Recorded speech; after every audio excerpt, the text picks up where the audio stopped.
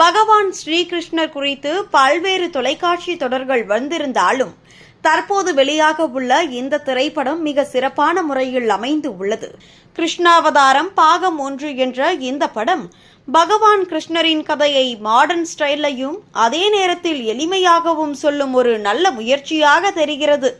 பழைய புராண கதையை சும்மா ரீடெல் பண்ணாம அதில் இருக்கும் எமோஷன், லவ், தர்மம், ஜஸ்டிஸ் மாதிரியான வேல்யூஸை நல்லா ஹைலைட் பண்ணியிருக்காங்க. கிருஷ்ணரின் பிறப்பு எப்படி நடந்தது, அவர் குழந்தை பருவத்தில் செய்த லீலைகள், அவருடைய smartness, charm, all these sense ரொம்ப என்கேஜிங்கா இருக்கும்.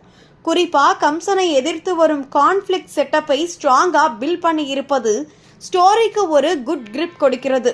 காட்சிகள் மிகவும் கிராண்டாகவும் விஷுவலி ரிச்சாகவும் இருக்கிறது. Places, village setup, nature shot எல்லாமே கலர்ஃபுல்லாகவும் கிளீனாகவும் பிரசன்ட் பண்ணி இருப்பது ஒரு பிக் பிளஸ். விஎஃப்எக்ஸை ஓவரா யூஸ் பண்ணாம தேவையான இடங்களில் மட்டும் நீட்லி யூஸ் பண்ணி இருப்பது ரியலிசமை காப்பாற்றுகிறது.